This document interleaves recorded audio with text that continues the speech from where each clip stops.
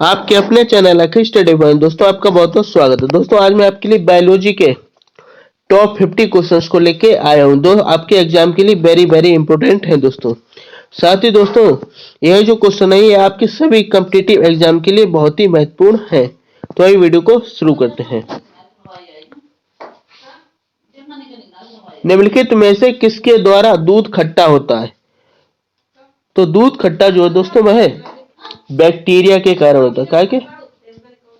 Bacteria के कारण। Option B. दोस्तों दूध जब रखा रहता है जिसे गर्म ना किया जाए तो दोस्तों कुछ समय बाद में खट्टा हो जाता है। तो जो खट्टा होता है दोस्तों वह बैक्टीरिया की वजह से। क्या है दोस्तों? बैक्टीरिया की वजह से खट्टापन आ जाता है उसमें। निम्नलिखित में से कौन सा रोग जीवाणु संक्रमण के कारण होता है? दोस्तों जीवाणु संक्रमण के कारण जो दोस्तों कुष्ठ रोग होता है। कौन सा? कुष्ठ रोग। Option C. कुष्ठ रोग जो है दोस्तों वह जीवाणु जनित रोग है। सर्वप्रथम विषाणु की खोज किसने की थी? दोस्तों सर्वप्रथम विषाणु की खोज जो दोस्तों वह इवानोवस्की ने की थी। किसने? इवानोवस्की ने की थी। वेरी इंपॉर्टेंट क्वेश्चन दोस्तों ये है दोस्तों कि विषाणु की खोज किसने की थी? तो इवानोवस्की ने की थी। Option A right answer. चेचक के लिए टीके का विकास किसने किया था? तो चेचक के टीके का जो विकास है दोस्तों वह एडवर्ड जेनर ने किया था। किसने? एडवर्ड जेनर ने किया था। दूध के दही के रूप में जमने का क्या कारण है? मतलब हमारा जो दूध होता है दोस्तों में दही के रूप में परिवर्तन हो जाता है। तो उस जमने का क्या कारण है? तो दोस्तों वह लैक्टोबैसिलस के कारण। क्या है कि लैक्टोबैसिलस के कारण जो है दूध से दही बन जाता है। निम्न में से कौन सुपोषी होता है? सुपोषी। तो सुपोषी दोस्तों वह शैवाल होता है। क्या? शैवाल। शैवाल जो है एक सुपोषी है। टिक्का रोग किसमें होता है? तो यह रोग जो दोस्तों वह मूंगफली में होता है। क्या? मूंगफली दोस्तों क्या है? मूंगफली की फसल होती है दोस्तों। क्या? फसल में जो है दोस्तों उसके पौधे जो होते हैं उसमें दोस्तों टिक्का रोग लगता है। Option D right answer. HIV द्वारा होने वाला रोग कौन सा है? दोस्तों HIV द्वारा होने वाला रोग जो दोस्तों में आत्सक है। दोस्तों कौन सा? आत्सक। Option C. आत्सक जो है दोस्तों HIV द्वारा रोग उत्पन्न होता है। निम्नलिखित में से कौन सा रोग विषाणु के कारण होता है? दोस्तों विषाणु के कारण जो दोस्तों वह चेचक रोग होता है। कौन सा? चेचक। Option C. चेचक रोग जो है दोस्तों विषाणु जनित रोग है। किस शैवाल से आयोडीन प्राप्त होता है? तो दोस्तों एक लेमिनेरिया। क्या दोस्तों? लेमिनेरिया नाम का शैवाल होता है दोस्तों उससे आयोडीन प्राप्त किया जाता है। Option D right answer. Hydrophobia रोग उत्पन्न होता है। दोस्तों यह रोग जो है दोस्तों विषाणु से उत्पन्न होता है। कैसे? विषाणु से। विषाणु जनित रोग है दोस्तों कौन सा? हाइड्रोफोबिया।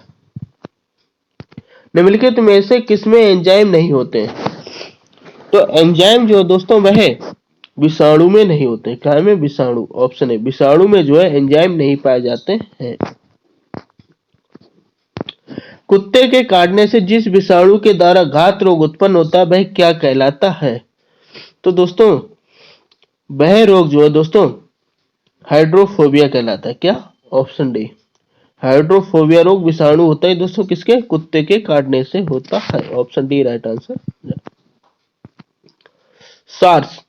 SARS। सार्स क्या है? तो दोस्तों यह जो एक विषाणु जनित रोग है। क्या?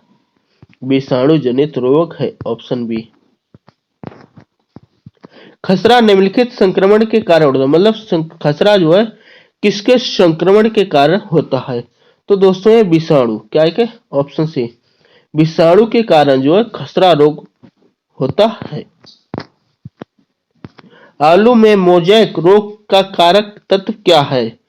तो इसका जो कारक तत्व है दोस्तों वह विषाणु है। दोस्तों क्या? विषाणु। Option D.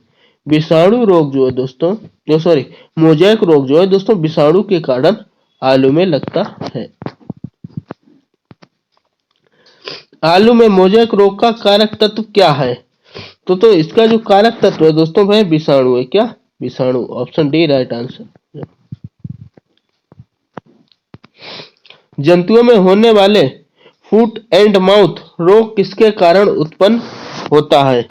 तो यह रोग जो दोस्तों वह विषाणु के कारण उत्पन्न होता है। काय के? विषाणु के कारण उत्पन्न होता है। शैवालों की कोशिका भित्ति किसकी बनी होती है? तो शैवालों की जो कोशिका है दोस्तों वह सेल्यूलोज, ऑप्शन डी, सेल्यूलोज की बनी होती है। Option D right answer. लाल सागर का लाल रंग किसकी उपस्थिति के कारण होता है? तो दोस्तों में शैवाल, ऑप्शन सी, शैवाल के कारण दोस्तों इसका लाल रंग होता है। Option C right answer.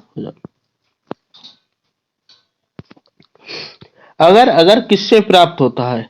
तो दोस्तों यह शैवाल से प्राप्त होता है। कैसे? ऑप्शन ए, शैवाल से प्राप्त होता है। वनस्पति विज्ञान की वह शाखा जिसके अंतर्गत कवकों का अध्ययन किया जाता है वह क्या कहलाती है? दोस्तों कवकों के अध्ययन को करने वालों को दोस्तों माइक्रोलॉजी, क्या? माइकोलॉजी, माइकोलॉजी जो दोस्तों कवकों का अध्ययन करने को कहलाते हैं। Option B right answer. कवकों की कोशिका भित्ति किसकी बनी होती है? तो दोस्तों इसकी जो कोशिका भित्ति होती है दोस्तों वह काइटिन व हेमी सेल्यूलोज, क्या की दोस्तों? काइटिन व हेमी सेल्यूलोज की बनी होती है। Option A right answer. जो सभी कवक होते हैं वह सदैव क्या होते हैं? तो दोस्तों वह जो हमेशा विविध पोषी होते हैं। क्या? ऑप्शन सी, सभी कवक जो है दोस्तों विविध पोषी होते हैं। वृक्षों की छालों पर उगने वाले कवक क्या कहलाते हैं? दोस्तों आपने कई बार देखा होगा कि पेड़ों पर जो फफूंसी लग जाती, क्या? फफूंसी ऊपर लग जाती, काय पे? छाल पे। छाल क्या होता है दोस्तों? उसकी ऊपरी परत पर दोस्तों। तो उन कवक को क्या कहते हैं? तो दोस्तों वह कोर्टिकोलस, क्या कहलाते हैं? कोर्टिकोलस कवक कहलाते हैं। Option B right answer. गोबर पर उगने वाला कवक क्या कहलाते हैं? तो दोस्तों यह कोप्रोफिल्स कहलाते हैं। क्या कहलाते हैं? कोप्रोफिल्स कहलाते हैं। Option D right answer. निम्न में से किसमें क्लोरोफिल नहीं होता है? तो क्लोरोफिल जो दोस्तों में कवक में नहीं होता है। क्या है? ऑप्शन ए, कवक में जो है क्लोरोफिल नहीं पाया जाता है। खाली चट्टानों पर उगने वाले लाइकोन को क्या कहा जाता है? दोस्तों इनको जो है सेक्सी कोल्स कहा जाता है। क्या कहा जाता है? ऑप्शन सी, सेक्सी कोल्स नाम दिया गया है। जापान में लोग किस लाइकेन को सब्जी के रूप में खाते हैं? तो जापान के लोग जो दोस्तों इंडोकार्पन, क्या दोस्तों? इंडोकार्पन जो लाइकेन है दोस्तों इसको सब्जी के रूप में खाते हैं। Option B right answer. मिर्गी की औषधि किस लाइकेन से प्राप्त होती है? तो दोस्तों मिर्गी क्या बीमारी है? इसकी औषधि जो दोस्तों वह है परमेलिया। ऑप्शन डी, क्या? परमेलिया लाइकेन से प्राप्त की जाती है। बीजों की प्रकृति किसमें उत्पन्न हुई दोस्तों? तो बीजों की जो प्रकृति है दोस्तों वह टेरिडोफाइट्स, दोस्तों क्या में? टेरिडोफाइट से उत्पन्न होती है। एजोला है एक, यह क्या है दोस्तों? तो यह जो दोस्तों में जलीय फर्न है दोस्तों। क्या? ऑप्शन ए, जलीय फर्न है। क्या? एजोला। निम्नलिखित में से किसे जैव उर्वरक के रूप में प्रयोग किया जाता है? तो जैव उर्वरक के रूप में दोस्तों एजोला का प्रयोग किया जाता है। क्या का? एजोला का प्रयोग किया जाता है। सबसे अधिक क्रोमोसोम किसमें पाए जाते हैं? तो सर्वाधिक जो दोस्तों में टेरिडोफाइट्स, दोस्तों क्या में? टेरिडोफाइट्स में सर्वाधिक क्रोमोसोम पाए जाते हैं। किस वर्ग के पौधों में बीज बनते हैं परंतु बीज नग्न रूप में पौधे पर लगे रहते हैं? तो दोस्तों वह पौधा होता है दोस्तों जिम्नोस्पर्म। दोस्तों कौन सा? जिम्नोस्पर्म का पौधा जो होता है उसमें बीज जो है नग्न रूप में लगे रहते हैं। सिल्वीकल्चर वनस्पति विज्ञान की वह शाखा है जिसमें वर्णन होता है। तो सिल्वीकल्चर में दोस्तों शैवालों के संवर्धन का वर्णन होता है। क्या है? शैवालों के संवर्धन का वर्णन होता है। प्रोटीन जो कोशिका के भीतर उपयोग की जाती है किसके द्वारा संश्लेषित होती है? तो दोस्तों यह जो है दोस्तों मुक्त राइबोसोम के द्वारा संश्लेषित होती है। ऑप्शन सी राइट आंसर हो जाए। निम्न में से बैक्टीरिया से फैलने वाला रोग कौन सा है? तो बैक्टीरिया से फैलने वाला रोग दोस्तों चेचक है। ऑप्शन ए चेचक रोग जो है दोस्तों बैक्टीरिया जनित रोग होता है। मूलांकुर के अतिरिक्त पौधे के किसी भी भाग से विकसित होने वाली जड़ें क्या कहलाती है? दोस्तों इन जड़ों को जो है अपस्थानिक मूल कहते हैं। क्या कहते हैं? अपस्थानिक मूल कहते हैं। मतलब मूलांकर के अतिरिक्त जो पौधे के किसी भी भाग से विकसित हो, अर्थात हम कहते हैं ना कि लकड़ी गड़ा दें दोस्तों, क्या गुलाब की लकड़ियां, तो गुलाब का जो पौधा है दोस्तों अपस्थानिक मूल जड़ें प्रदान करता है। मूलांकुर से विकसित होने वाली जड़ें क्या कहलाती हैं? दोस्तों इन जड़ों को मूसला जड़ कहते हैं। क्या?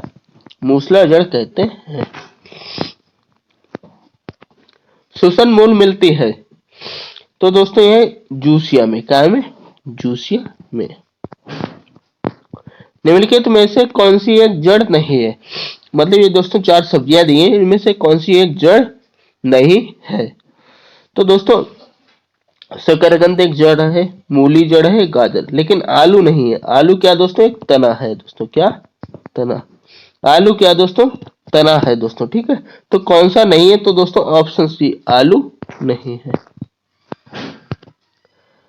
अब स्तंभ मूल पाए जाते हैं तो दोस्तों अवस्तंभ जो दोस्तों ये गन्ने में पाया जाता है। क्या में? गन्ने में पाया जाता है। ऑप्शन ए राइट आंसर हो जाए। जड़ें विकसित होती हैं तो जड़ें जो दोस्तों में मूलांकुर से, कैसे? ऑप्शन डी मूलांकुर से विकसित होती है। Option D right answer.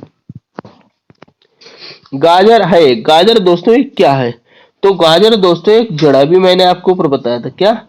गाजर है, मूली है दोस्तों, ये क्या है? शलजम। ये क्या है? जड़ें हैं। और आलू हमारा क्या है? तना है। बरगद के पेड़ के तने से लटकने वाली मोटे जड़ें क्या कहलाती हैं? दोस्तों आपने देखा होगा कि बरगद के पेड़ पर जो मोटे मोटे जड़ें लटकी होती हैं, इन जड़ों को जो दोस्तों स्तंभ मूल कहा गया है। क्या दोस्तों? स्तंभ माने क्या होता है? एक स्तंभ के रूप में, यानी स्तंभ मूल कहलाते हैं। Option C right answer.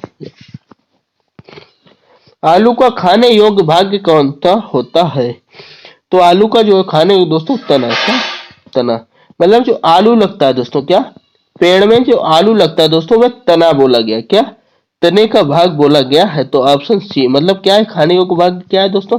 तना। नागपन में प्रकाश संश्लेषण कार्य होता है तो दोस्तों ये पड़काय स्तंभ द्वारा, काय के द्वारा? पड़काय स्तंभ के द्वारा होता है। निम्नलिखित में से कौन एक तना है? तो तना है दोस्तों। तो मैंने अभी आपको बताया था क्या गाजर मूली ये क्या दोस्तों? जड़ है। क्या है? जड़। लेकिन आलू क्या है? तना है। ऑप्शन सी राइट आंसर है दोस्तों।